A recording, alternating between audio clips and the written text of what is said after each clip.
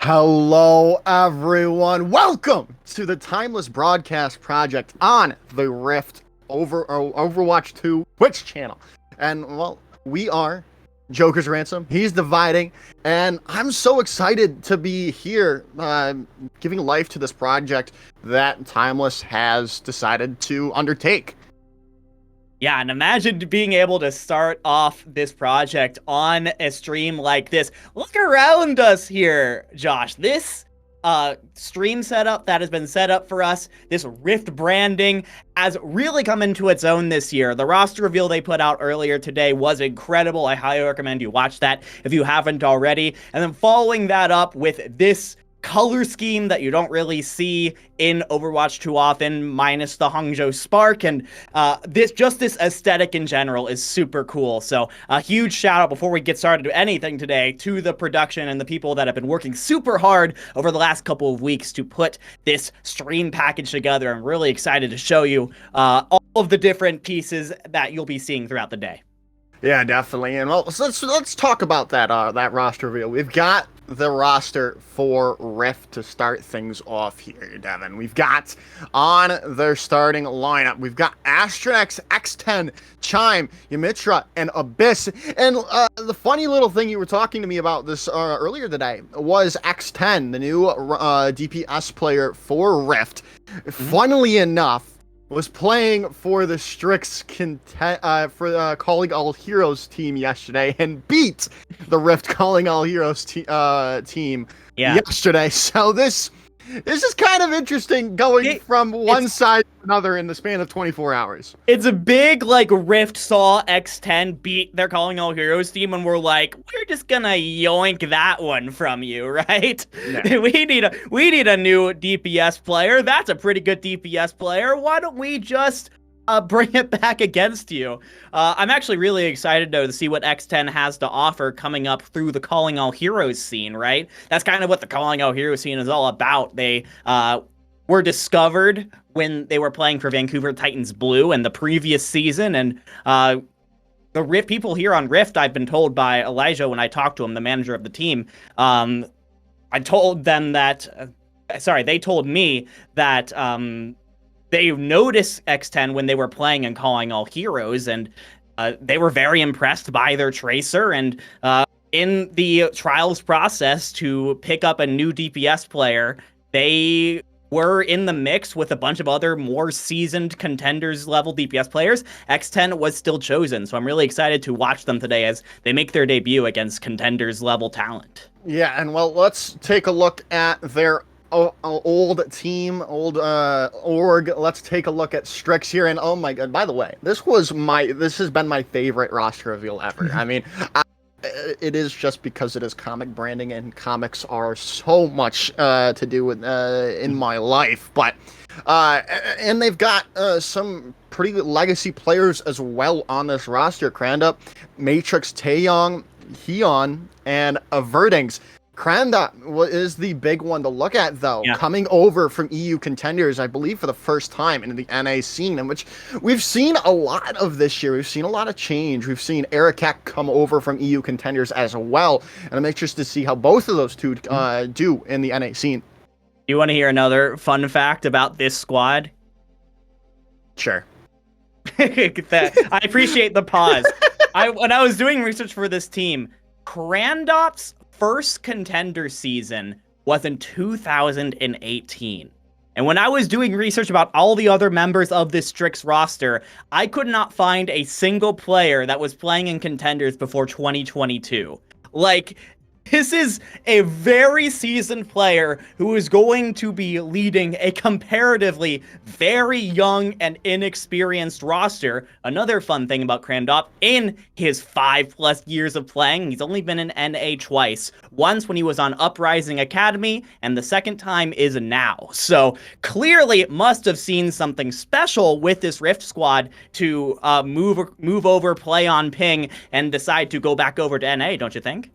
It'll be interesting, definitely. Like you said, they've got some players that are in the tier 3, tier 2.5, I would say. But it's going to be an interesting change. Can they fully acclimate themselves to the contenders scene. As I think I've lost Dividing for a second. There he is. He's back now. Coming back. But yeah, it'll be interesting. Rhyme Mazing as well, another tier 2.5, tier 3 player. Avertings as well. Those are the players that I'm really looking at to step up for their roster, especially with the support, the lacking of support players in tier 2 at the moment. Yeah, it's been a big issue, and it seems like my Discord quit on me for a moment, so I'm not sure if I caught all of what you said, but big thing about this roster I saw when I looked at it, 4 support players, right? They've really kind of been hoarding a bunch of players who, other than Kurova, really doesn't have much experience in the tier 2 scene. You have a couple of American players in Kurova and Avertings, and then a couple players coming over from Korea, and Hyun and Shadow. Hyun, I believe, made his Contenders debut in Contenders Korea with Duck a couple months ago, and Shadow is like the one player I couldn't find anything about. Yeah. I don't know if they had a name change or something, but clearly must have impressed Strix in trials. Yeah, definitely. But we'll go on. We've got to get into the game here. Mm-hmm. We don't want to dilly-dally any longer. We're going to be heading into Antarctic Peninsula. And, well, Antarctica, since its inception not too long ago, has always been that brawl haven of a control. If you're not running Brawl, it's usually you're seeing the defeat screen. Yeah, I mean, that's just how the geometry of the map goes for you, especially as we start out here on, I believe this is this Labs? Yes, I believe this is Labs we're starting off on. As you see, though, both squads, as they start up into the fight, going for a little more of a divey comp. Now, when it comes to Labs, you do have some high ground that's kind of bisecting the point that you could potentially play around. Being able to get on and off that high ground quickly is quite important, which is why it's looking like we're going to be seeing mirror matchups on both sides with the Winsons. I'm assuming the Symmetras of Taejong and X10 are going to swap over to the Tracers. That is exactly what we see. So mono mirror matchups to start off the Contenders Summer Split. I'm very excited. X10 looking to make a name for themselves here on the Tracer. All of these players really trying to make that name for them, besides really Astronex, who is going to start things off, who is that one of those tank players for Team Canada, and, well, doing their job well, making the space for Rift to start things off and look to get this first capture. And Astronex is just going wild right now on the Winston, continuing to just dominate here and now. Hanbei is going to get in on that kill feed as well, but it is going to be Rift to start things off the back of their tank player. Just a very well-executed dive from Rift to start off. Astronex getting onto Kurova, and when that Ana is separated out, when you don't have the Brigitte of Hyun to peel for you as well, you're going to get taken down quickly. But Hanbei is really proving on the other side, hey, I just got picked up from Trick Room. Don't forget about me here. It's almost doubling Kurova in the Nano Boost charge. Yeah, well, Astronex is so low, but Kurova's down. A nice stick comes in from X10 to try to keep that pressure away from Astronex, to allow them to get healed up and stay alive and keep things going in the favor of Rift. And now Hanbei is going to have that nano boost for this next fight to power up Astronex as he goes in for this next fight. It's going to be incredibly difficult to deny. And before it even comes through, Hyun goes down. Yeah, Hyun already gone out of this fight, and that is just not what you want to see. Already up to 55% with really not anything to work up from with Strix. Yeah, this is getting kind of tough. You're really looking for Taejong to go around into the back and try and find a pick-off with the Pulse Bomb, what X10 did with their Pulse Bomb a little bit earlier. But if you do commit too hard, you're going to have to watch out for Chime, who's just a little bit away from that EMP. As they're going to use that Nano Burst early on from onto Astronex there, as Chime's going to get those follow-up kills, take out the support line. A great dive coming in from Rift so far. They're just dominating this lobby right now, Dividing. Yeah, and they've just been playing so aggressively, not allowing Strix to set up in the way they want to. They finally have all of their ultimates available just about, but is it going to be too little too late? Krandop just barely gets a Primal Rage off in time before getting melted down. Yeah, they've got to figure this out here. They've got to find some picks. Krandop with that Primal Rage, like you said, only really used to stay alive after that EMP was used. Now the Nano Boost coming in, but another nice Sleep Dart coming in. They just aren't really able to do anything. They've got to be able to figure something out. They've got the ultimates used, and now they've got the point back into their favor. But how long is that going to last? They used everything there, Devin, to try to keep things going, but finding Mitra is the start of something good here. They need to stay alive, but Astronex now using their Primal Rage to a great use here, finding the pick on the Heon, and then allowing the rest of Rift to come through, get the point back, and take round one, maybe, perhaps. No, Amazing is going to get that little bit of touch, but it's not going to be for much longer. Yeah. They can, well, stall for as long as they want. They need desperately a pick if they want any chance of flipping this. And I think the best chance of them getting that pick just went back to spawn. Taejong was almost up to the pulse bomb, but now the EMP is going to get anyone who was on the point, which I think was no one at that moment. The stagger party continues, but as the stagger party goes on, the overtime wick gets angrier and angrier. And the second they step off, the second that round one goes to Strix, thanks to, Josh, I have to say, a very well-coordinated dive comp. I mean, both these squads played the exact same thing in round one, and advantage Rift. They seem to have this dive down much better. Yeah, and it was really interesting to see. I was talking about Brawl being so prevalent on Antarctic Peninsula when that's just not what we're seeing right now here, Devin. They're running this pretty bog standard dive composition coming out from both of these two teams here, and it's crazy that it's working. But hey, when both teams are running the same thing, it always can work. I mean, I don't know if it's going to continue to work. Obviously, they're still going to continue to run this mirror matchup, though. Yeah, they're going to keep running it. See if Strix can bounce back from what was a fairly disappointing map one. Getting this first fight win, though, would be so important because Rift did a very good job of snowballing their ultimates that they got after winning map one. So Strix really has to reverse the tide here. They really do, and they're doing well so far. They've gotten people chunked down, but the follow-up is not there. They've got to be able to confirm those kills and get the control on their side. Chime's super low, gonna be able to get out yet again and get that healing. Like I said, they've got to just be able to focus down these the heroes that are getting so low before they can get out of these fights. The hack comes through. Astronex still so low, but still getting the healing there, and Krandop is very low as well. Gonna be able to jump out there with the pack and get the healing back. Still waiting for this to come through, and it looks more and more likely that Strix are going to be able to do it, and finally they find the pick. X10 has been found out and taken back to Swan, but they still need to solidify, and there it is. They finally get that capture percentage in their favor.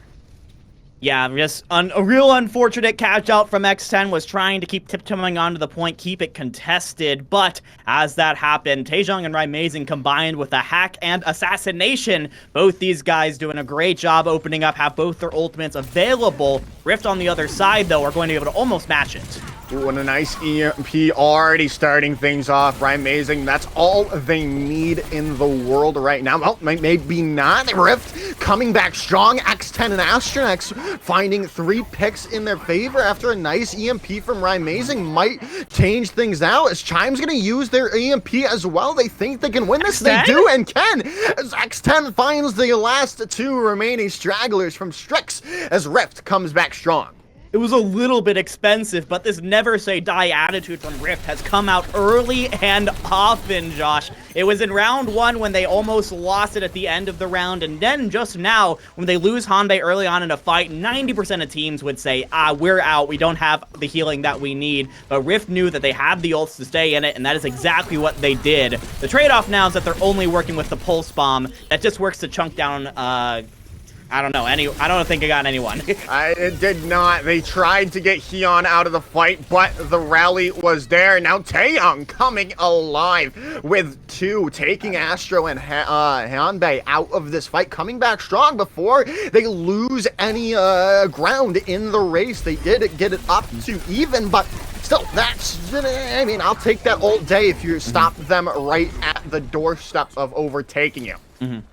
A little bit of a stand correction. That pulse bomb I heard was Taeyong's pulse bomb. X-Thun still has it available, ready to go, and could still very easily get into the back, take down Hyun or Kurova in this next fight, as Strix has crossed the 60% mark. If this is a long fight, that could be final fight territory, as Hanbei just barely survives this Honest, having a lot of trouble in round 2.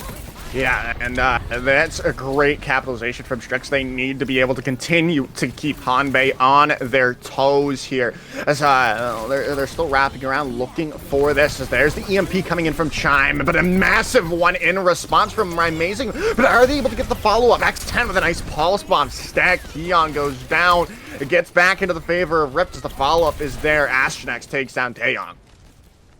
All right, 85% for Strix is where it will stop for now. And again, Rift feels like hanging on by just a teeny little bit right now. When they're winning these fights, Josh, it feels like they have to use so many ults to do it, but it got a lot of ults out of Strix as well. So you're feeling okay about your position right now, as long as Astronex doesn't get caught out here before the Primal Rage comes up. And with the Nano Boost on that Winston, it's looking like that's not going to happen anytime soon.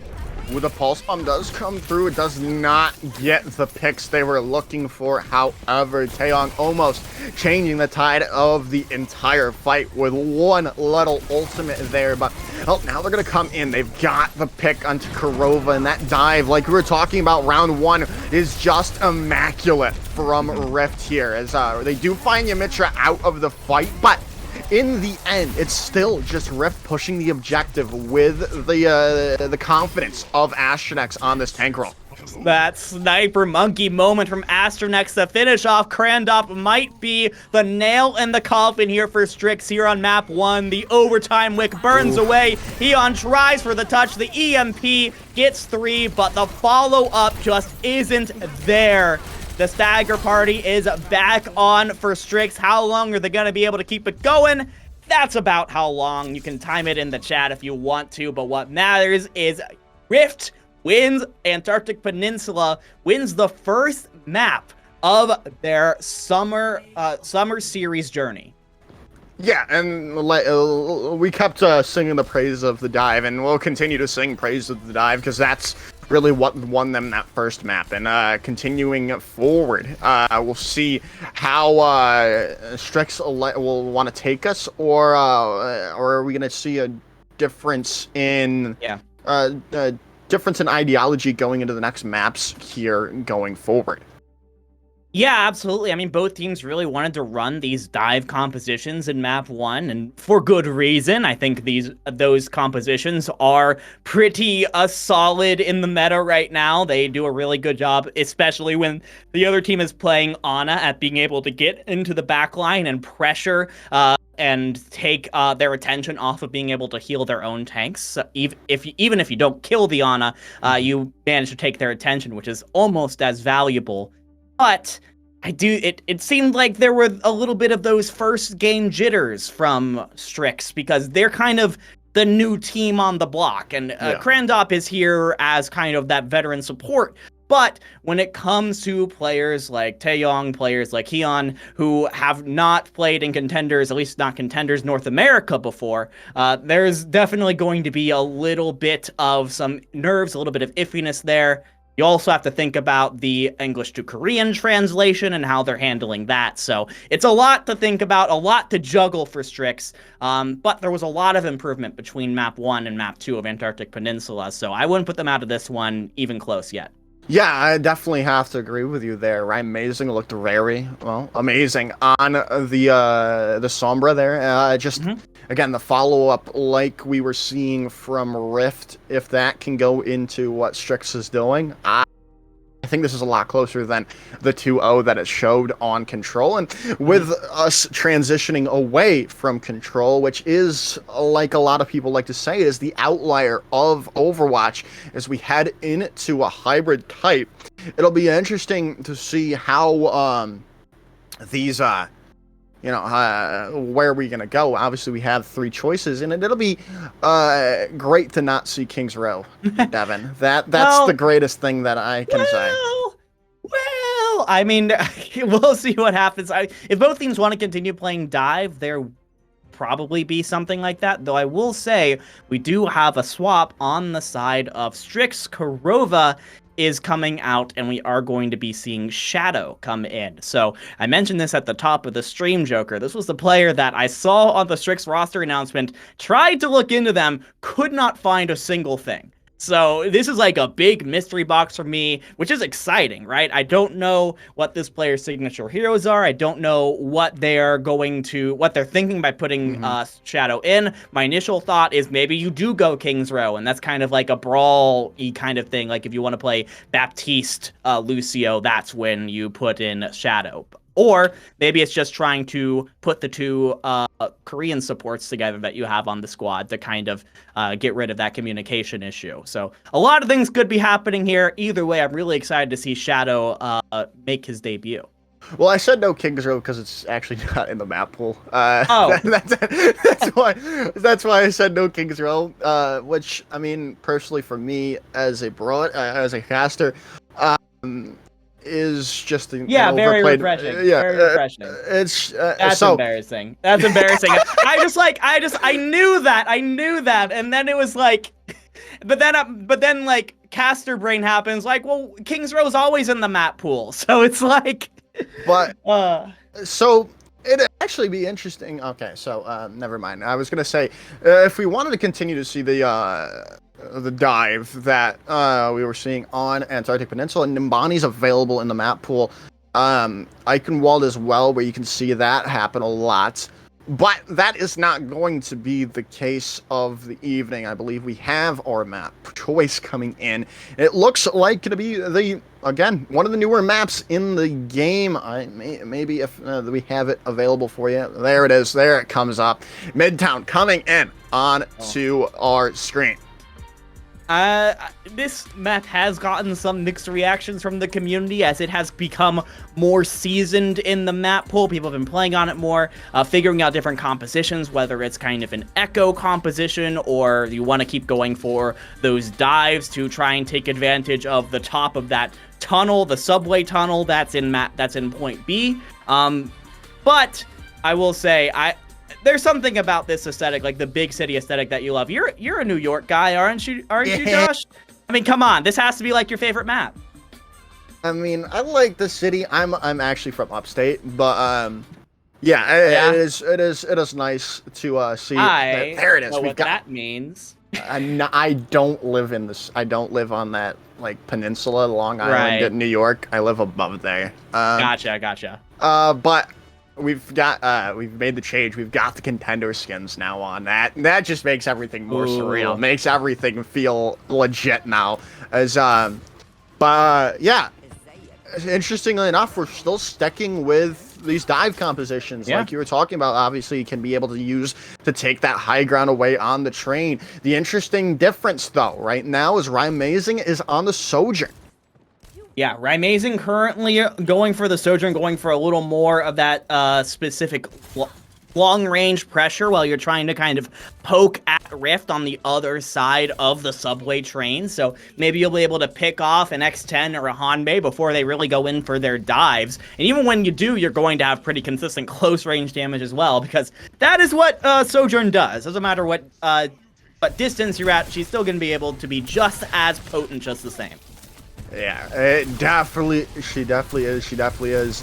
Not the old Sojourn any longer. It's still very good, though, however, as they are going to attempt to start things off, try to take Rymazing away, take that positioning off, but, well, they're going to get chunked down. Astronics has to rotate back and look to get, stay alive. And now the dive coming in, response from Grandop. But they are caught out with a nice pick. from Hyun, starting everything well for the defense. The rotation has to come back for Rift now. Yeah, the dive just got caught out immediately, and really nice awareness there from Strix to start out. Just seeing the dive come through and melting down Astronex before the considerable healing of Hanbei and Yamitra could come through and save them. A quick first fight means we are still playing in the neutral here. We'll see how Rift try and recover where they're going to try and dive for their second attempt. It is interesting enough that Rift does still seem to be keeping up with Strix, who did win that first fight, but now the dive coming in from Astronex, forcing back Strix for the time being, but still nothing really coming through from any of this just yet. They're waiting, buying their time, looking for that assassination either from X10 or Astronex right now. But they just haven't been able to get that pick. They are forcing the objective to try to draw out Strix, but while Astronex is just so low, they can't really continue to do that. The stick comes through, Astronex gets chunked down, but X10's the one to go first, and that's going to be Strix yet again, looking to continue this hold. And that was a long fight, too. Like, that was a very slow burn from Rift where they kind of tried to push in. They didn't really commit to anything. They just tried to buy themselves space and find someone to go on to, try and find, like, a specific dive. But Strix did not bite. Did a very good job of holding on to their corners. And as a result, you're about to have every ultimate except for that pulse bomb available. And, hey, we know how fast pulse bombs can build up. So Strix doing a very good job here. But this is now, like, things are going to get explosive here, Josh, because both teams have pretty much all of their ultimates coming up in this fight. And Chime's going to open things up with an EMP. Yeah, but there's just no follow-up there. They had that massive EMP, but Amazing now using their overclock, forcing people back, forcing out the Primal Rage from Astronex, and Chime is the one to go down first. They only did invest 2 ultimates, though. Same with the side of Strix, but it's not really looking good for them right now. A minute on the clock to go, Devin. Yeah, they have to come up with something quick. Now, they do still have that nano boost on to Astronex to try and really push back the backline of Strix. Both support ultimates available, which is a pretty big advantage over Strix, in which Shadow used his ultimate in that last engagement. Also looking out for both Tracers who have their pulse bombs available. Whichever one's able to get into the back and get a pick off of it, I think could very easily win this fight, and therefore this point for the team. 30 seconds left here, Josh. Rift has to make it happen now, or it's not going to happen. Well, and there's the go sign coming in from Astronex with that nano boost. X10 finds a pulse bomb pick. That's the fight they were waiting for. The combination of the nano boost onto the Winston just does so much work. That cleave damage is just so good. And then to follow up a nice pulse bomb from X10, really showing out on their debut for Rift.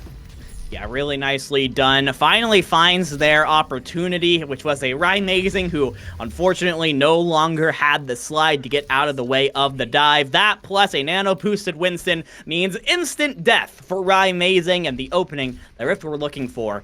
Now, you're still feeling pretty good if you're Strix here, because that time pressure is going to be squeezing down on Rift throughout this entire attack now. Only 2 minutes to get through and get through a pretty significant high ground hold that you see Strix already taking well advantage of. Yeah, this is going to be really difficult. 2 minutes to go through the streets phase of Midtown. And I mean, if you know anything about New York City, that's not enough time. But, well, we'll see if Rift can buy the tide, get through the traffic of downtown. But, it is going to take some nice plays like we saw on that final fight, but they do have the EMP that's going to come out here, but it is going to be followed up. A nice nano boost in response from Shadow, who has been sneakily pretty good for the first time and really seeing this player at all. They're doing very well keeping Crandop alive, and that it's showing out with the timing that they still have. As no one's gone down just yet for Strix. The Primal Rage now coming in from Astronex, trying to uproot the defense of Strix, but it just doesn't seem to be possible. That nice, that's a huge anti-nade coming in. But Hanbei falls quickly afterwards. It's still just not enough right now for Rift to get through things, as they still have to buy more time, and X10's back to spawn as well. Yeah, this is, once again, like we said, the time pressure, right? Rift has very little room for error. One lost fight, and now you're back in this 45 seconds and counting kind of situation where you have almost no time, you have almost no ults, you are looking, it's looking grim. You haven't even entered the subway tunnel yet, so you have a lot of work to do here if you're Rift, and you really are only going to have a nano boost to do it. Yeah, and they're gonna fuck into a lot from Strix here. Both DPS ultimates and then the support ultimates will be there in the late fight as well. Well, actually, all of the ultimates will be there in the late fight. It'll be, they've got to find something with this nano boost on to Astronex here early on, but they've already lost out X10. This is not looking too hot for Rift, as now they have to stay on the point. The Primal Rage coming in from Krandop, forcing back the supports. They're getting the rally out from Yamitra as Amazing now pops their overclock, takes down one. The nano boost looking to finish things off in the favor of Strix, and things have really changed here now, Devin. Things are looking on the up and up for Strix as they look to get that hold on the Midtown Tunnel. Yeah, I mean, I feel like those little adjustments that Strix made between maps 1 and 2 early on seem to really be paying off. The Amazing Sojourn was very, very effective. Other than that one teeny moment where you got caught out by Astronex nanoed up, where Amazing did a fantastic job of applying constant pressure onto the DPS of Rift. X10 was getting multiple times got caught out early in a fight by a well-placed railgun shot by Amazing, and that is what you get with a Sojourn. Just that burst damage that you can put onto anyone at any point in the map, and Amazing really stood up to the challenge there. Shadow also did a fantastic job on that Ana, did a great job staying out of trouble for the most part and supporting the rest of the squad. So yeah, like you said, for like the first time that we're seeing this player in Contenders, a really nice opening from them. Now we still have lots of time here, and Strix might be tricking us right now, but this would be a very interesting departure from the meta we've seen in a map and a half so far. Yeah, but do I hate it? Not really. I mean, it is, I feel like, one of the direct counters to dive at the moment with Krandop on the Junker Queen, speeding them around, getting those jagged blade shots on to Astronex is huge, and it looks like that's going to be the play here for Strix. Yeah, they're going to go for it. Just try and play literally as fast as possible. Try and just run onto Hanba and Yumitra for sure, who don't have as many movement abilities as the rest of the squad. Just try and overpower them with their speed. And look, they're already knocking on the edges of the point here with Krandop's shout and Heon's speed boost. Before you know it, Rift is going to have a bit of an invasion to deal with. Yeah, and Astronex is getting chunked down so quickly here with Krandop on the Junker Queen right now. They've already forced the positioning away. They've gotten the first point on it. Now they have to come through. The nice Carnage comes in, gets that bleed effect going. Astronex is now gone, and that might really be about it. They're going to try to stall for as long as they can, but it's just not looking to be possible. A big first attack coming in from Strix. 5 minutes and 20 seconds available to move the cart just before the tunnel. Is looking incredibly good for Strix right now. This Junker Queen combo has really paid off, and they're still going, Josh. They are looking for staggers where staggers should not exist. Krandop just trying to build up to that rampage as quickly as possible, already 80% of the way there, and you've pushed Rift back so far. Look at how much progress the point is making here. One fight is probably the map here for Strix. Yeah, like you said, they want to play as quickly as they possibly can, and it's working out well for them so far. Chime trying to contest the cart for a little while, getting that EMP up. If they can get this EMP up, it would be massive. But they still have to deal with so much. There's the nano boost onto Astro, though. As well with Kitsune Rush coming through. Who finds this first pick could be huge, and it's Heon going down early, but it's traded back immediately. And the Primal Rage no longer on the board for the time being, but it does seem like Rift have finally found their foothold on the defense for the time being. Yeah, the time being is the key point here, right? I mean, Crandop is still threatening, though. And XN has gone down, and oh my gosh, this is a solo rampage on Diametra. No, thank you. There is no way you're getting out of that one. And Strix, 1 meter away, but the EMP from Chime is trying to save it here. And here comes the Primal Rage as well, Rift dumping everything they have into this point, trying to save it, but 1,000 HP is still not enough. Not enough. All X10 and Yamitra are there, but Heon on fire, taking things to the basket as Strix come out on top on Midtown, tie things up 1-1. I absolutely love that adjustment from Strix. They were kind of losing in map 1 when they were trying to play Rift's game, which was the dive was really like picking and choosing your fights, picking and choosing your engagements. Strix says, we're going to go Junker Queen and we are going to run at them face first and force them to try and build a wall strong enough to stop us. And Strix was, it seemed, was really taken aback there. No matter where they went, no matter what kind of stage they were in the fight, whether it was early fight, mid fight, the fight was already over and they were coming back from spawn, Crandop was just in their faces the whole time, never let them get comfortable. Yeah, definitely. And I think we saw a little bit more from that support line that we didn't really see on that control point. Especially like you were saying, the language barrier is always something to get over when we have these mixed rosters of Korean and NAE with Crandop there as well. Yeah, I mean, but, this is a triple region roster right now. It's pretty crazy. Yeah, but Shadow and Heon looked very comfortable together, and I'm excited to see how these two continue to grow, especially if they continue to run these two at the backline. Yeah, we will see, especially because, again, Strix has 4 total support players, so they have a ton of flexibility to move things around and keep Rift guessing as much as possible. But as we move on to the payload maps, and now I have learned, Escort, we do have Circuit Royale Dorado, Route 66, Gibraltar available, so if you want to go for that, try and bring us back to map 1, that kind of slow-ish playstyle, the dive playstyle. You definitely have a lot of good options. Yeah. Gibraltar is one of the first ones I see. Route 66, Dorado. Also, you can make that work. Yeah, I just don't, I mean... Oh, wonderful. It's the one map I didn't mention. Circuit Royale is the pick. Yeah, I was like, are we going to see... I mean... I haven't really seen Circuit since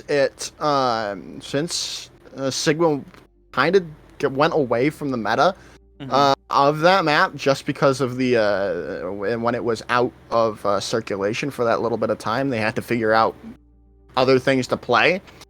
So it'll be interesting how these two teams continue to attack it, or are we gonna see something new, or are we gonna be going back to Sigma Double Sniper that was always tried and true on this map? I mean, I think you just can't deny... I mean, we were saying this about Antarctic Peninsula before, but it feels like with Circuit, you really can't deny the map geometry there, right? Like, you have all these high grounds, all these long sight lines, especially on points A and B, that lend themselves so well to those long-range hit scans. The Widows, the Hanzos, the Sojourns, the Ashes. Widow, of course, did get a pretty significant nerf recently, which made her effective range a lot closer than before, but still is going to be having a very good time just hanging out on top of the Circuit Mountain, as I like to call it, on point B, and just popping heads left and right. Yeah, it'll be interesting. We are going to see a side swap here, Devin, which is interesting. I was not expecting to see Strix are opting to attack first here. So, I mean, does it make sense? It kind of does with how Strix was playing on that previous round of Midtown. They were that aggressive team, wanting to push the pace, wanting to set things going for them. And I think it'll work well, especially if they can continue that success from Midtown over onto Circuit Royale. Absolutely, but I think from the side of Rift, this is kind of their attempt to try and slow things down again, right? You really can't play a fast composition on Circuit Royale. You can't really get away with it. It's just going to they're going to do the defense is just going to be able to get up onto their high grounds and make it so that you have to climb just the tallest hills possible to get to them. So you're going to go back to a slower play style, which did seem to favor Rift in map 1, that's kind of what I think is the thought process here from Rift, but we will see in a minute when the teams pick their initial comps what they are thinking for sure. Yeah, and that obviously is the case with everything in Overwatch. We have to wait to see what we are going to see from these two teams, and we are loading into the game, and we do have another swap coming in duck. Yeah, we've got... Oh, man, Hyun got taken out. Hyun was on Team Duck, and on the Duck map, they take him out. That's so mean. Strix, how dare you? And speaking of which, they've also taken Yamitra out of the lobby as well for Rift. Abyss coming in to play the Zenyatta. And, well, we are going to be seeing that old tried and trusty composition for... for Circuit Royale. And Sigma double sniper coming in with that Baptiste Zenyatta support line.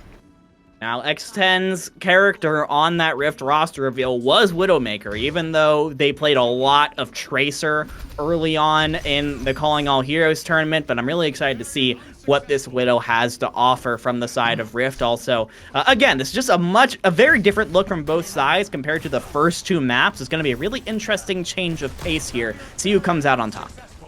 Yeah, now looking for the shot as Amazing is going to be the one finding the arrow true to the head of Abyss, taking out that damage amplification of that Discord orb. Now, Strix can just take the advantage that they have, that extra bit of damage, and now they... that's just not good. Losing Krandop there with that advantage you had is very disastrous. Obviously, it is not the end-all be-all just yet. They still have 3 minutes, but you had the opportunity to take that first point right there. You did. You could have snowballed it, but Krandop got a little bit too excited there, rounded the corner before the rest of the squad was quite ready and got just melted down. I do want to call attention to the Widowmaker starting off here, though. We haven't seen any Widowmaker final blows, but the X10 ult charge compared to Taeyong is massive. X10 is just doing way more damage right now. Yeah, it has been the Hanzo show so far for both of these two teams, but there it is. Taeyong finds Astronex out, but, with finding that shot, they do lose their life thanks to Chime. The follow-up is there, but still, Strix ever forward, moving this cart for the time being, but now they have to deal with the Amp Matrix coming through, and they're going to have to rotate back to wait that out. Yeah, I mean, Strix are just having a little bit of trouble dealing with the constant pressure coming through from Rift. Even if they get a pick, there's always one coming through on the other side. The Dragon Strike coming in from Chime for trying to force them down, but there really wasn't any people going low. That nice immortality field and the healing was there. The Dragon Strike of their own comes through, forcing people out as Krandop goes down early on yet again. A nice shot coming in from X10. Oh, the Fleck coming through with a grapple shot as that is Rift holding strong yet again. I mean, there are few pleasures as pure in this world as a nicely placed Widow jump shot. Thank you, X10, for delivering. Oh my goodness, you love to see that from the rookie coming in and really just showing that they definitely do belong at this Contenders level. Yeah, they are showing out here so far for Rift, and I'm excited to see more of them coming forward in the future of this Contenders series. But Astronex is going to come through, catch out Rymazing, who was just away from their team, and that's just going to be more time off the clock for Strix. But Taeyeon coming up with a nice shot of their own. Another one bites the dust. Abyss goes through. They do find the trade, however, with the nice volley coming in from Abyss. As this still is looking good. Korova coming through clutch for Strix. They are one fight away from taking this point. The Amp Matrix comes through, trying to keep Astronex alive on the point, keeping things contested. Now the Amp Matrix of their own. Shadow trying to force them down, chunk them down. They get them. Astronex goes down.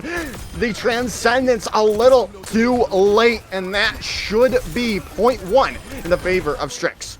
I mean, we're talking that Transcendence being like milliseconds too late from Abyss, unfortunately. If that had been on time to save Astronex, we could be having a very different conversation right now. We could be talking about Rift going on attack, having to deal with a full hold, but at the end of the day, Strix find what they need to do at the last possible second, get themselves up onto point B, and as you do on Circuit Royale, you really don't want the other team to get set up at the top of this mountain. So you're going to try and push Rift back all the way to their spawn.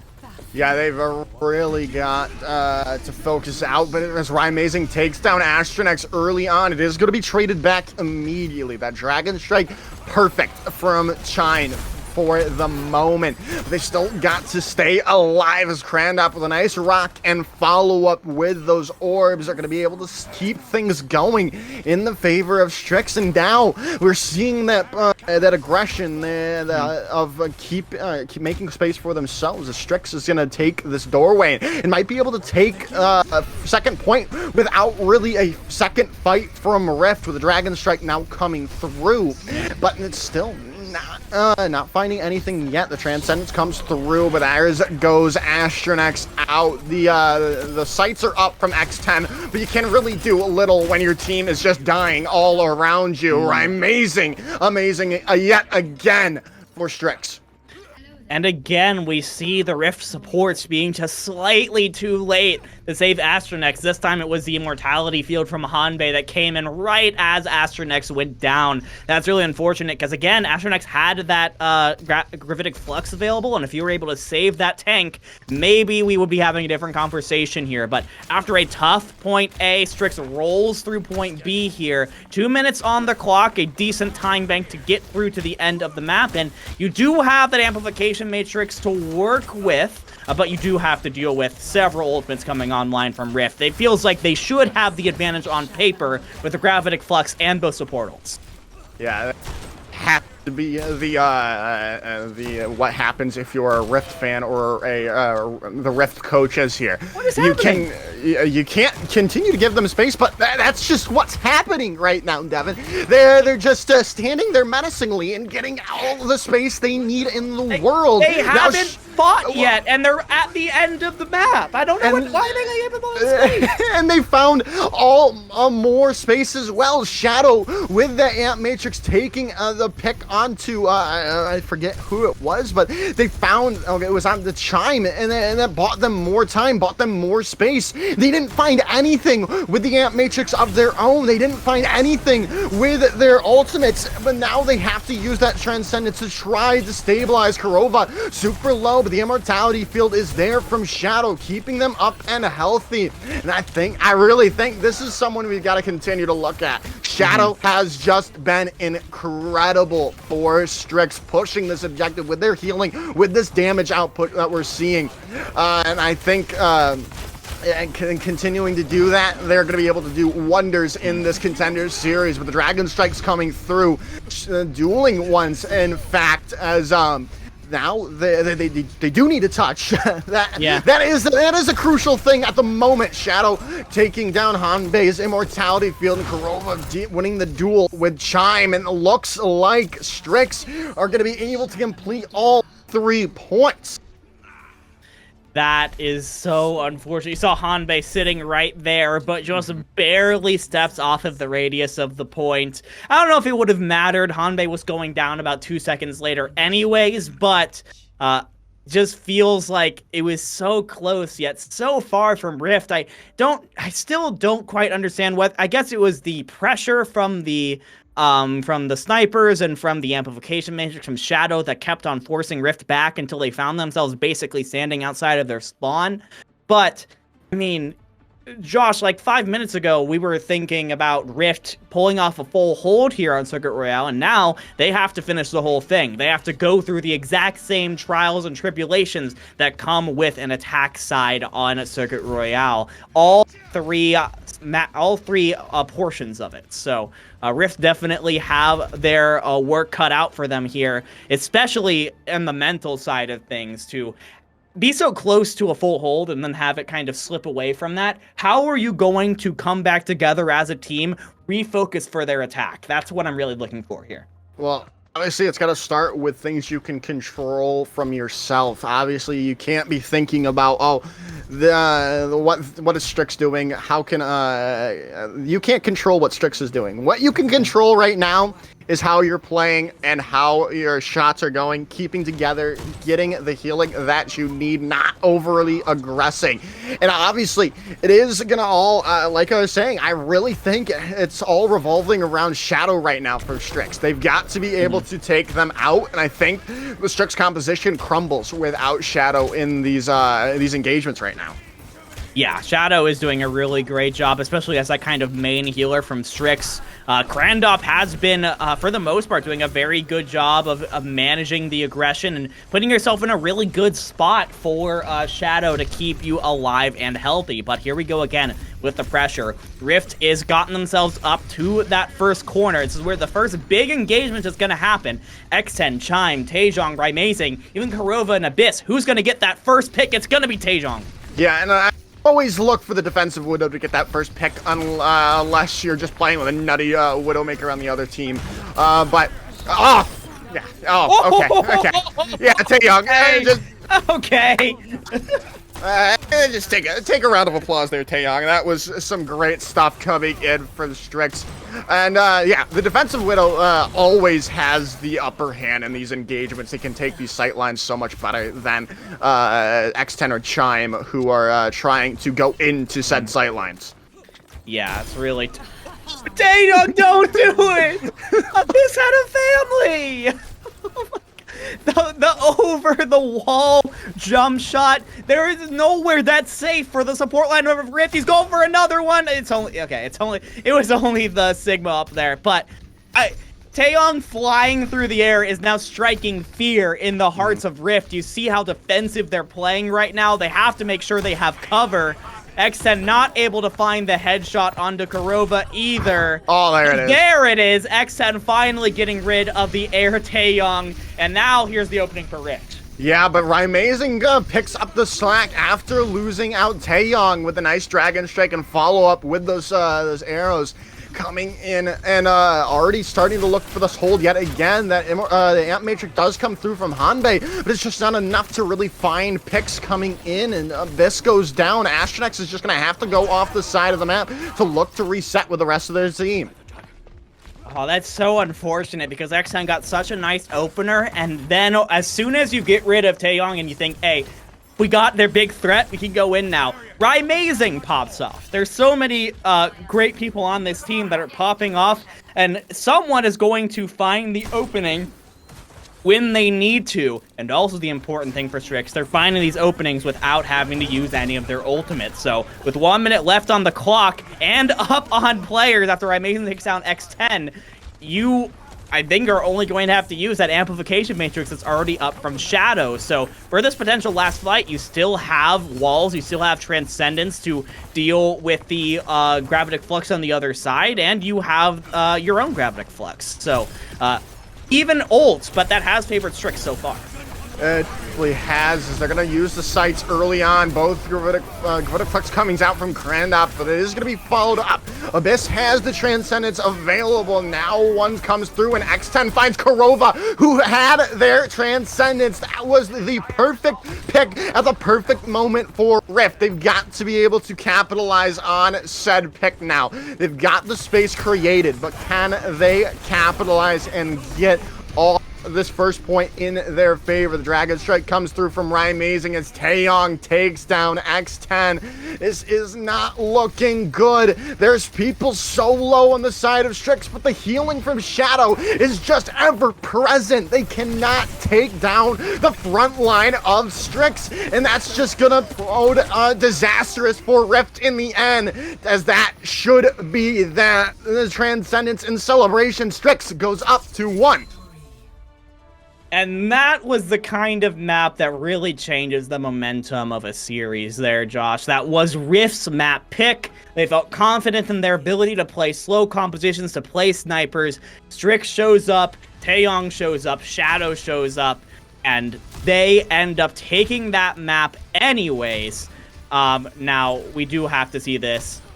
Chef's kiss from X10. Beautiful play. But at the end of the day, I mean, both Widows had their moments, but I do have to agree with you there. The support line from Strix were the silent carries there, making sure that Crandop, no matter how much pressure that he faced, was able to live through the pressure that Rift was putting onto him. Yeah. I'm just excited to see more Shadow coming through this entire summer series of contenders, because like you said, they're an unknown, like you're saying, and they're showing out with their first real showcase in NA contenders.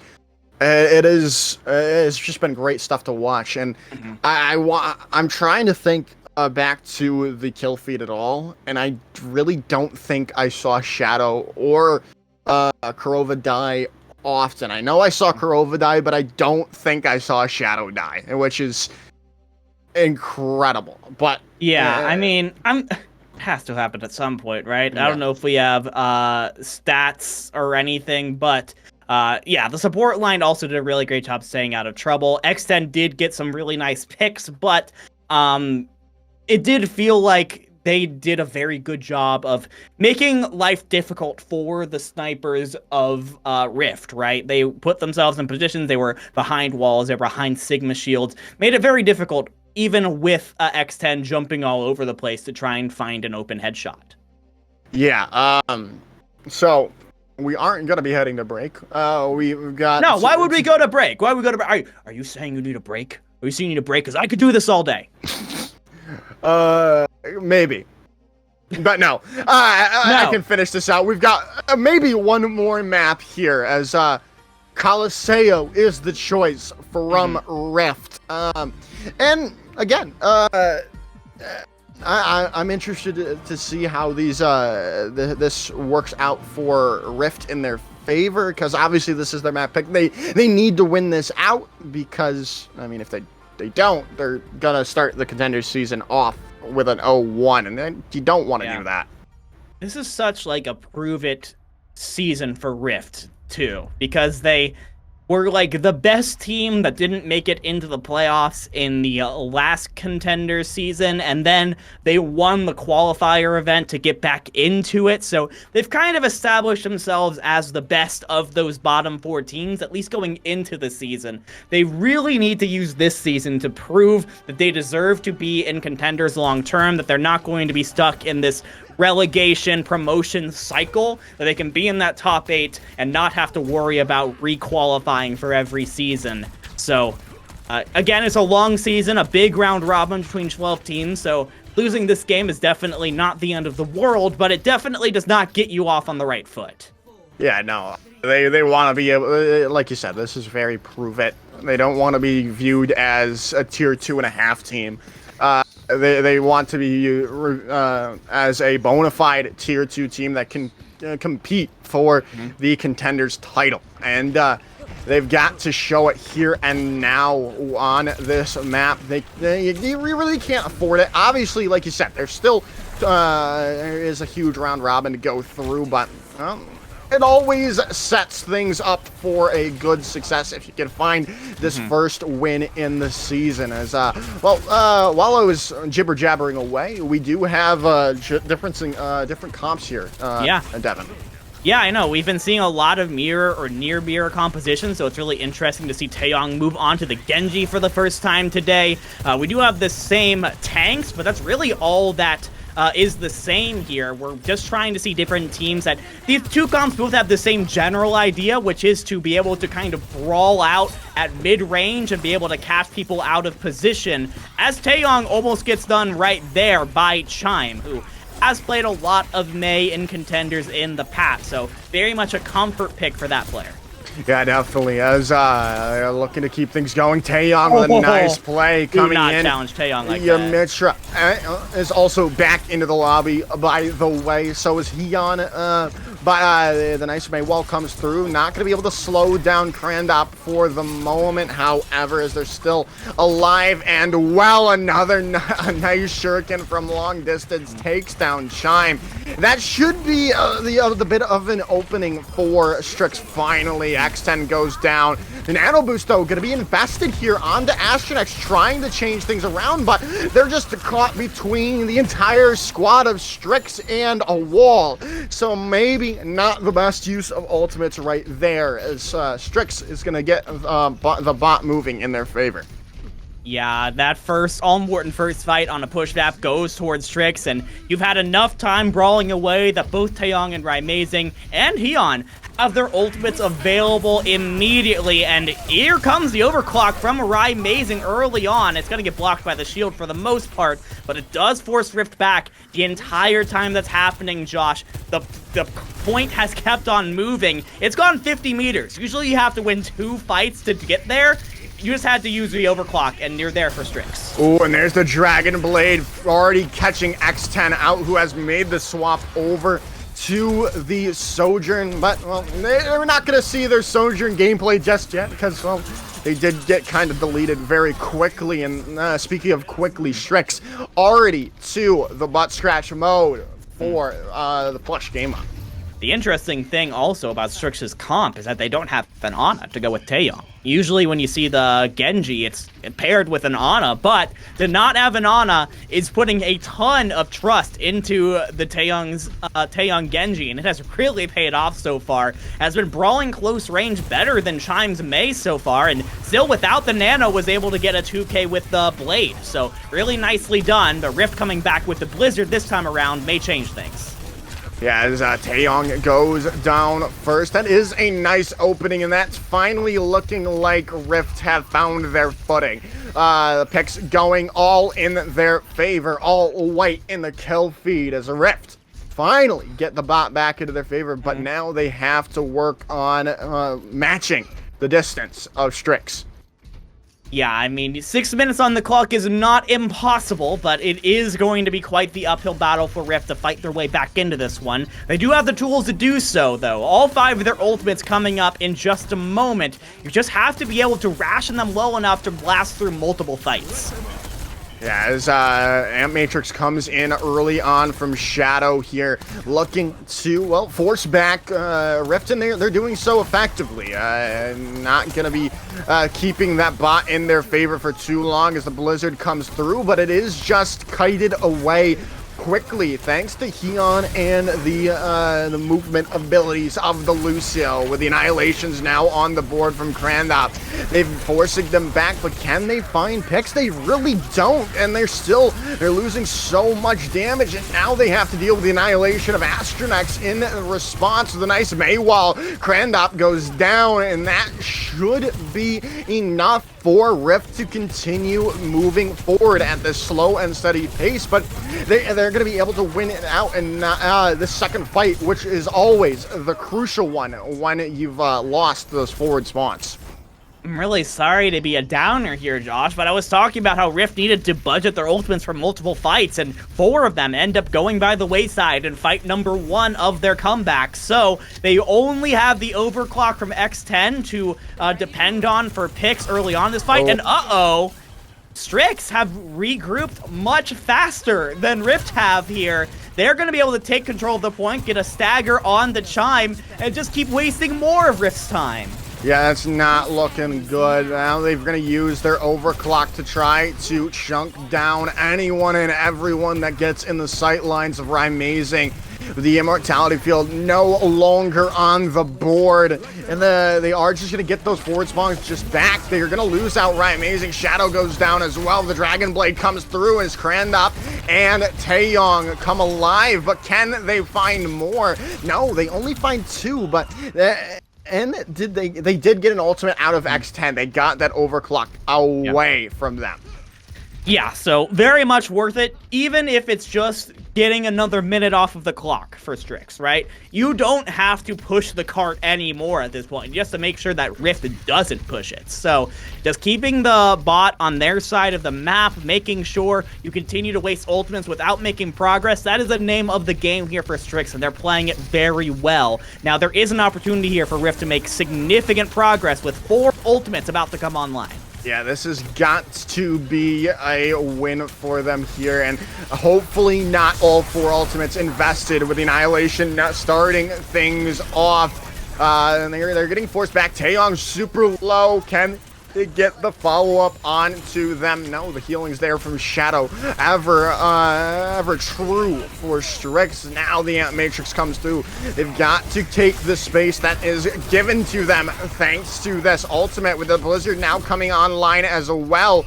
They've got to win this fight with the 3 ultimates dumped into that fight. Yeah, and they are going to do it. They are going to finally get significant progress going. In fact, they should be able to get it almost to, if not completely to, that checkpoint and get those forward spawns unlocked. But again, Josh, they use so many of their ultimates in one fight. They now only have the beat, which is great defensive tool, don't get me wrong. Eon has it on the other side, and they have Ant Matrix and the Annihilation. Yeah, now they're going to come in, and they've got the Ant Matrix coming in from Shadow. Yeah, just going to let it go. Interesting. They're just going to let it go at this point because they don't want to be caught out unawares. They'd much rather take the fight back in the middle where they have a lot more space to play around. It's going to make it a lot easier to hide from the Annihilation of Krandop, and essentially made Shadow waste the Ant Matrix. So, I like the play. X10 takes Taeyong outright as they unsheath their blade, and that is huge. X10 have a day coming alive. They find all the picks that Rift needs, and that might be enough to overtake Strix in percentage now. I love that play from Rift. What a mindful play to ditch the point entirely and just focus on making sure that you can win the next fight. And because of that, you're going to get yourself 1 fight away from taking the lead. The Annihilation comes in from Krandop, and they're blown up immediately. X10 coming in yet again. The help was there. The overclock's coming in from both Amazing and X10. But who comes out on top in the end? They're looking for the shots, both of them. But it is still X10 coming in alive yet again. Rift at the 11th hour, 55 seconds to go, and they're going to be able to take the lead. What an insane comeback from Rift. And you have to credit X10 there, who canceled 2 key ultimates from Strix with well-placed rail shots in order to really dull their attack. Strix now with a 20-meter disadvantage and 30 seconds to take the lead back here. They have the Ant Matrix available from Shadow, but even if they win this fight, that's just the start. Yeah, they're gonna have to win at least 2 fights here, and they have to do it without. Well, maybe not. Hanbei's found them out, and Taeyong's over to the Mei. They've got the Blizzard available. It is going to be finding trades all around. Eat 1 for 1, 2 for 2, but it's still who comes out on top, and it looks like Rift have done it. They are going to tie it up all around 2-2. Map number 5 right after this. Insane stuff from Rift. The amount of mental fortitude that it takes to come back 90 meters to 0 and win a push map with only about half the time remaining. Again, look at this play from X10 coming up huge again in your Contenders debut. I mean, the rookies have really been showing out today from both sides, whether it's X10 or Shadow. They've been doing an incredible job. But it goes back to what I said last map in Circuit Royale. When you're down, who's going to be the one to rally the team back up, get yourself back on track, get yourself back into a winning mentality? And while it wasn't quite as early as I thought it was going to be, I thought it might come through on the attack on Circuit Royale, Rift found that energy, that second wind, right when they needed to. And now we find ourselves heading to a map 5 in the first game of the Contenders Summer Series. Josh, what an opener we have. Yeah, I mean, what other way to start things off here? I mean, it makes me feel bad that we're not going to be able to get a second game in tonight, but oh well. Things happen. Things happen, Devin. But, I mean, this makes up for not having a second game map 5 in a very, very close series. Oh, it's been incredibly close.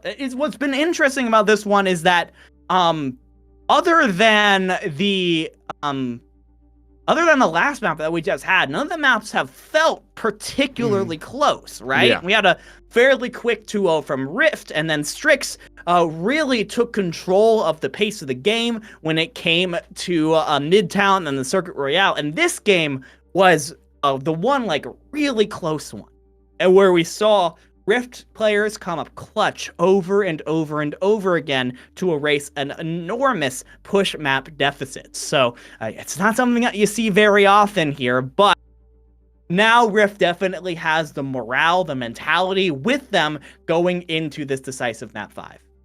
Yeah, and obviously it is going to be another control map. We are waiting for a player here to restart their game, and then we'll see where we're going to go. Ilios, Lijiang, and Nepal are on the board here. Where do you think we head if you are Strix? I mean, it's really tough to say for sure, because it's these maps have gone in so many different directions. It's hard for me to say, like, oh, this is the composition, this is the kind of maps, the kind of comps, the kind of play style that Strix really wants to do. Now, I will say there's one exception to that, and while it was not played for very long, the one time where it felt like Strix was just, like, absolutely steamrolling Rift and really put them off guard was when they were playing the Junker Queen comp on Midtown. That was the one time where Rift were, like, really off guard, and that just, like, unrelenting aggression really played into their favor there. So I'm looking at the maps that are left. I don't know if there's any map that really plays into that, but that might be what Strix is thinking about going into map 5. So I do... we have gotten the pick coming in, but before we talk about that, we have some more swaps coming in from Strix, as Kurova and Hyun are going to be the support line here. Shadow's coming out, which is interesting, but this might be the strategy that they have for Control. We saw them not play on map number 1 either. Mm-hmm. So it's clearly the game plan to have Kurova and Hyun in during these control maps. Yeah, it has been very interesting to see how how Strix has really played around their 3 support players. They also have Avertings on the roster. So 4 support players. We have seen them use every combination of at least the 3 of Heon, Avertings, and Shadow in these 4 maps. So I am curious to see as this team goes on, as the season goes on, as a pattern is going to emerge, if it's just like this composition is for control maps and this composition is for hybrid maps or whatever, or if they're just kind of throwing all these different combinations out, because I honestly don't know which one's the best yet. And we'll see them kind of settle into a specific 2, maybe like mid-season.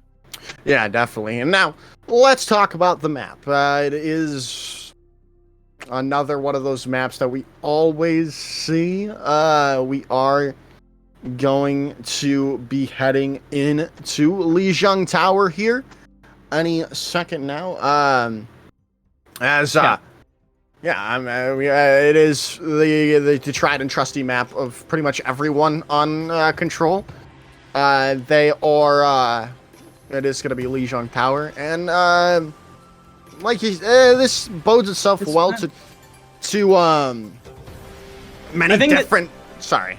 Yeah. This map really does well at just pretty much anything, right? Like, you have this map is really good, and I think it's really liked by everybody because there is something in this map for everybody, right? You have Control Center, which is very closed in, very much brawl competition and close range. Then you have Gardens, which is very open for long range comps and far comps. And then you have Night Market, which you could really do either of the two. You could make anything work, right? So anyone can make anything work on this map. So whether we are going to be seeing Dive, whether we're going to be seeing Junker Queen, whether we are going to be seeing Ramatra Brawl, whether a team's going to throw out a Pharah out of nowhere that we haven't seen yet, this is the map where you can get it done. So I'm really excited to see how these teams are going to approach this one.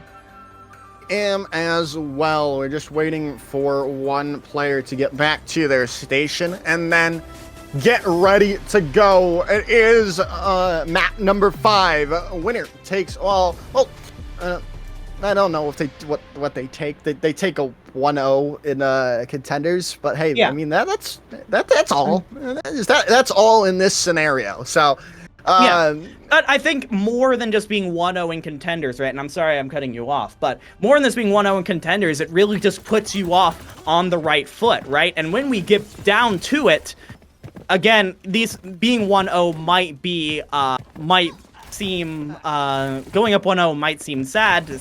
Might not seem like much to start, sorry. But when you're 5-6 in game number 12, for example, and you have to win one more game to get into playoffs, then you find yourself wishing that maybe you had won that map 5 all the way back on week 1, day 1. So whoever wins this game is going to have a huge advantage going into the rest of the season, and we are seeing the X10 Bastion to start off. This is what I wanted to see from these teams, unadulterated chaos. I'm here for it. Bastion is so much different from Overwatch 1, and I'm here for it. Working so much better in the grand scheme of things. Being able to work more in different compositions than just a bunker-style composition, thanks to the changes, and we'll see if it works out. It's going to be very difficult for Grandop to stay really in a place when they go into those turret mode, as it is going to be our Rift starting things off with the whole the point control. Yeah, they get onto the point first, and because of the point control that you get from the Reinhardt and from the Bastion, it's very difficult for Strix to get into there without dying immediately. They need to find an opening, they need to find a pick early on. Rymazing swaps over to the Soldier 76 now. Okay, a couple of swaps here from Strix as they are trying to figure out the best way to deal with this. And I actually do like the Taeyong Echo here, because when you're not in tank configuration for X10, you don't have a super consistent way to take out a flying DPS. Like, you have a very slow rate of fire and sentry form. Taeyong's gonna have plenty of time to maneuver around, get out of the line of sight. Yeah, well, Taeyong almost got blown up there when they made their presence known, but still staying alive. for the time being for Strix, but they've got to be able to get this entrance coming through. 50% already in the favor of Rift, but there it is. X10 can't really deal with all of the threats coming in from all different angles. Amazing able to take them out, but they still have yet to really dislodge Rift from this positioning yet, as they're going to use their Blizzard on the point as well as that Amp Matrix earlier on, and it's going to work well in their favor. Rift coming in clutch yet again, holding on to this point, 77 and counting.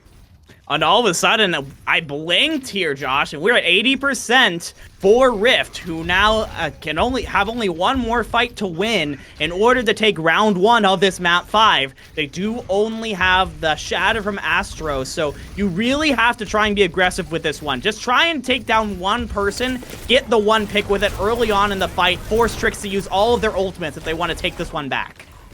As now they come into this fight, they've got, like you said, have to use their ultimates here. You can't use it in the next round, but they've already lost Nova, who had their ultimate up and ready. They're going to use that sound barrier to try to stay up and healthy with a copy coming through on to Astronex's Reinhardt. They've got this point positioning, but they're not able to stay alive with a nice charge coming through from Astronex. The Shatter coming out. This might be over in 100-0 fashion, and it is. Rift take round number 1. The Shatter used from Astro to slam Crandup in Primal, not to kill him, but to make sure that he couldn't get back onto the point to contest. What a fun play from Rift, and that was just pure domination on map 1, one sub-map away from getting your first win in the Contenders Summer Series, and you go over to Control Center, which, I mean, just plays into what Rift were playing on Gardens. So you are going to swap things over, go to a more traditional 2023 Brawl composition with the Ramantra and the Hanzo, but it is now up to Strix to respond, right? They have to prove that they can go toe-to-toe with Rift on these kinds of compositions to earn themselves a map 3 round 3.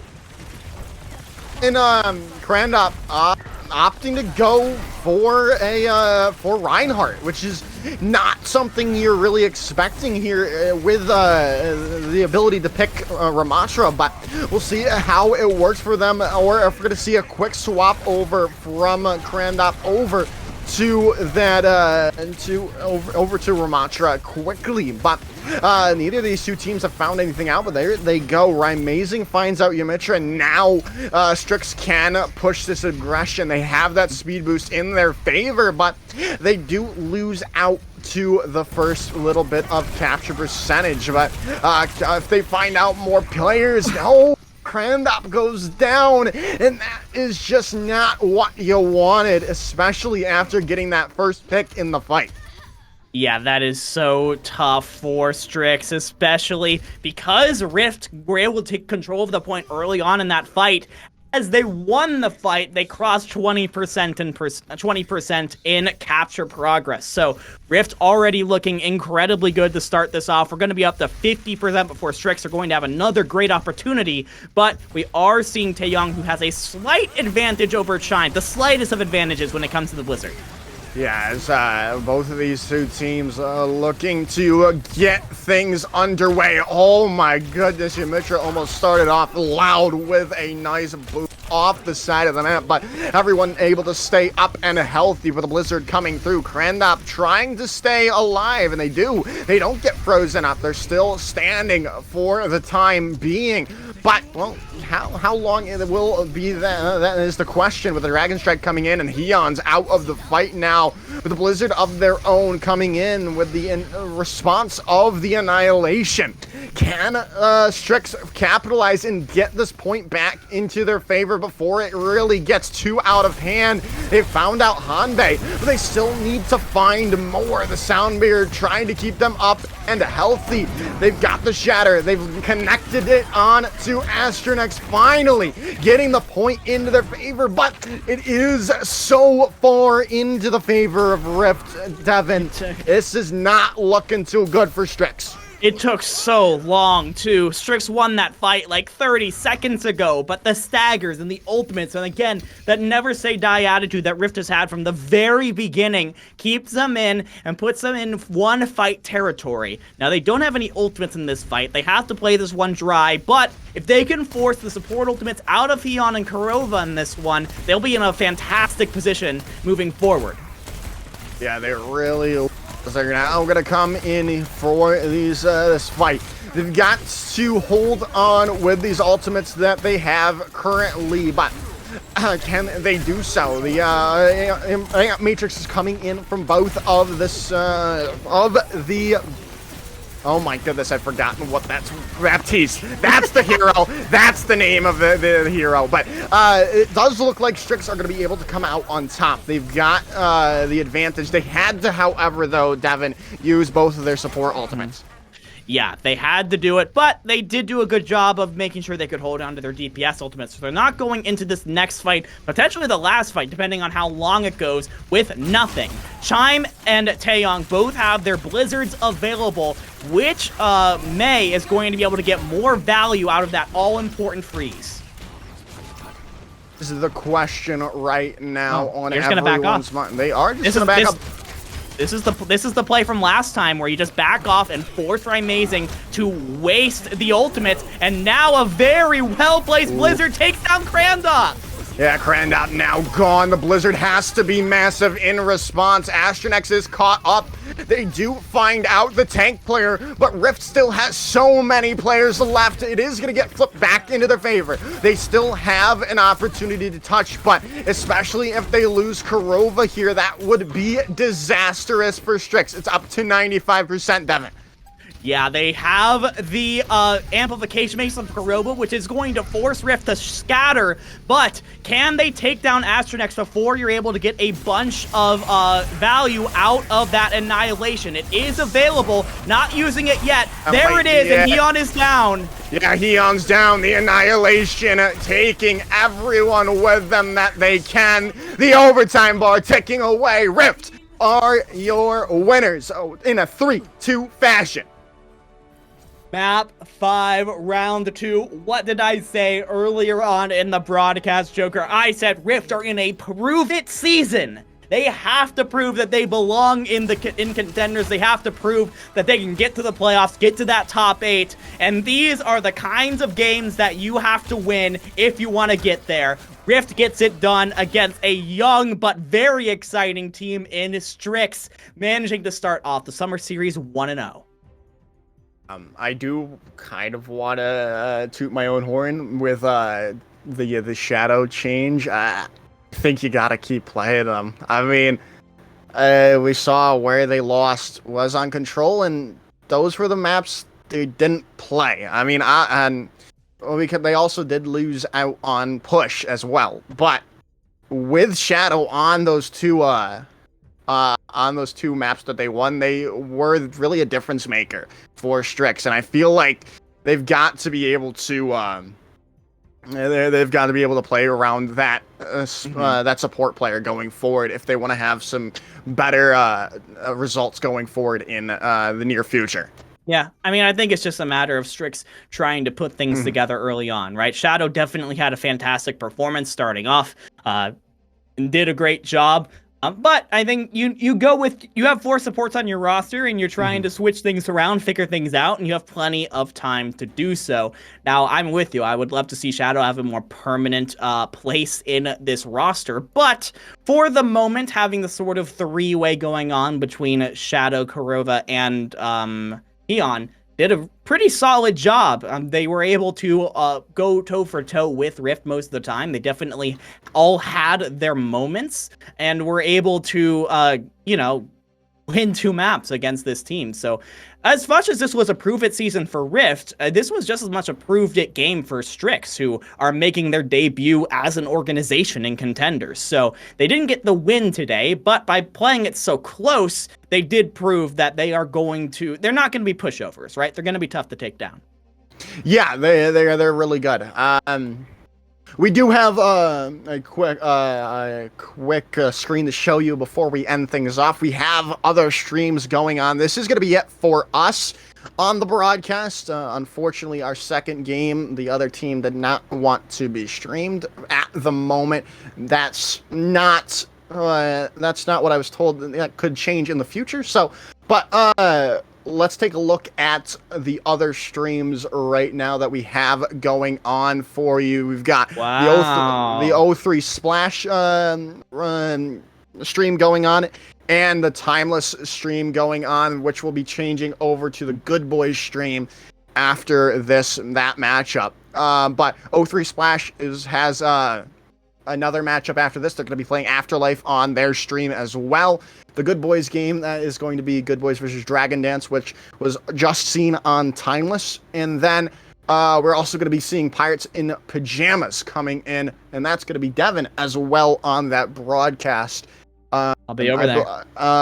Playing against Amplify, and there's the rundown of it all. And I forget which game is going to be on mainstream, which obviously check out because there's some fantastic individuals working on that as well.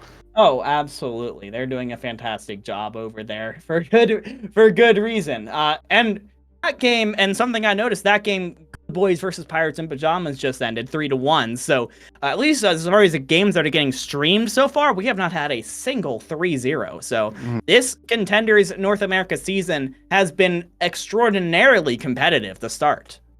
All right, it looks like it is going to be at least so and there's only 2 games being played here. So so the next match on the mainstream with the incredible Strix Timeless. With the incredible Rich Red and Kenobi. I mean, come on.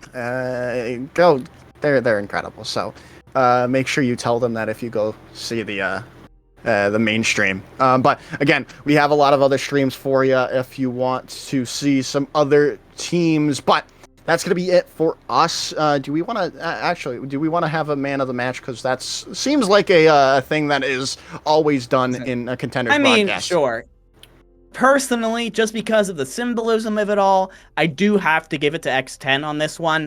Definitely, they played incredibly well going into their first Contenders match with Rift, their first Contenders match in general, coming up through the Calling All Heroes system. Clearly, those teams that they were on did a very good job developing that player. Got them noticed by a Contenders roster, got on the Contenders roster, and now Rift is going to continue to develop this player who had so many highlight moments throughout the match. So really excited to see where X10 continues to go, and for a debut match, did an incredible job. Yeah, I was going to call you with that X10 or Astronex, but I'll go with X10 just with the symbolism of being their first Contenders match. But that is going to be it from myself and Dividing. Thank you all for watching. Make sure to check out the other streams. Make sure to check out the mainstream. Thank you all for watching, and have a wonderful rest of your evening wherever you may be.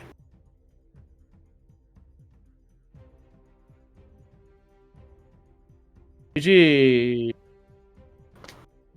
Yeah, I just kept going, baby. I got infinite stamina. Don't you worry about it. I would have loved if I had my water with me. Oh, you didn't have water? No. Oh no. That is pain. I did have water with me. Okay. So the O3 Splash stream is where the other one's gonna be, right? Yeah. And I don't know what the Good Boys channel. Oh Jesus! They've got 111 people. On O3 Splash? Yes. Good for them.